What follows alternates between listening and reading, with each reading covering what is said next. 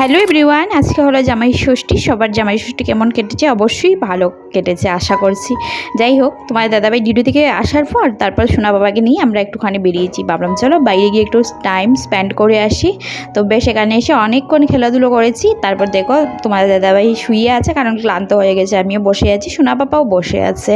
আজকে জামাই ষষ্ঠীর দিন কোথাও না কোথাও জানো তো মনটা একটুখানি খারাপ হয়ে যায়। বিয়ের 7 বছর হয়ে গেছে, কোনো ফেস্টিভ্যালই আমাদের সেরকম পালন করা হয় না, কারণ বাইরে থাকার কারণে। যাই হোক, কি আর করবো। আর পার্কের দৃশ্য দেখো, রাত্রিবেলা এত সুন্দর লাগছে, চারিদিকটা সবুজ সবুজ দেখে মানে চোখ দুটো জুড়িয়ে যাচ্ছে। আমার বিয়ের পর না, মানে এই বিয়ের 7 বছরের মধ্যে কখনো কোনো ফেস্টিভ্যাল পালন করতে পারিনি। সত্যি বিয়ের 7 বছর হয়ে গেছে, সেই দুর্গা পুজো, কালী পুজো, লক্ষ্মী পুজো, জামাই ষষ্ঠী কিছুই আমার দেখা হয় না, কারণ সময় মতো গিয়ে পৌঁছতে পারি না। আর যখনই যাই না, মানে প্ল্যান করে যাওয়া হয় না, হুটহাট কোনো অসুবিধার কারণেই আমাদের যাওয়া হয়। সেই কারণে আগে কোনো ফেস্টিভ্যালে থাকতে পারি না।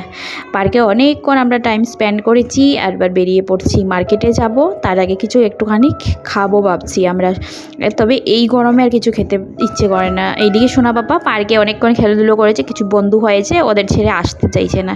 যাই হোক, ওদের বাই বাই টাটা বলে তারপর এলাম। এসে একটুখানি আমরা সবাই মিলে ফুচকো খাচ্ছি।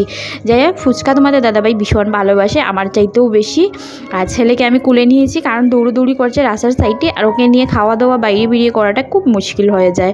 খাওয়া দাওয়া করলে না রেকর্ড করতে পারি না। যাই হোক, আমরা দুজনেই দাঁড়িয়ে ফুচকা খাচ্ছি, তোমার দাদাভাই বাটিটা ধরেছে।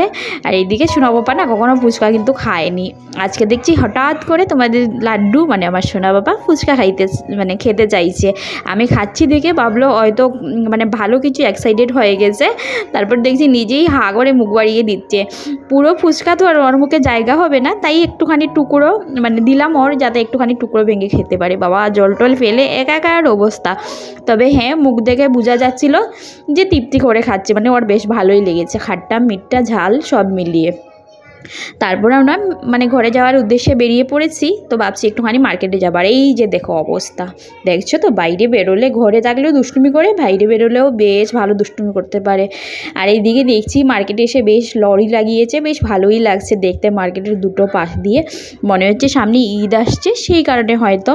যাই হোক, আমরা মার্কেটে এসে কিছু সবজি নেবো ভাবছি। চলো দেখা যাক, মানে শশা কিনবো, আম কিনবো। আমটাই আসলে আমরা খুঁজছি, দেখা যাক পাই কি না। আমরা মার্কেট করতে থাকি। তবে তোমরা অবশ্যই জানিও আমার ভিডিওটি কেমন হয়েছে। আর পার্কে গিয়ে কিছু ফটোশ্যুট করেছি, চলো তোমাদের সাথে শেয়ার করি, দেখতে কেমন হয়েছে অবশ্যই জানিও।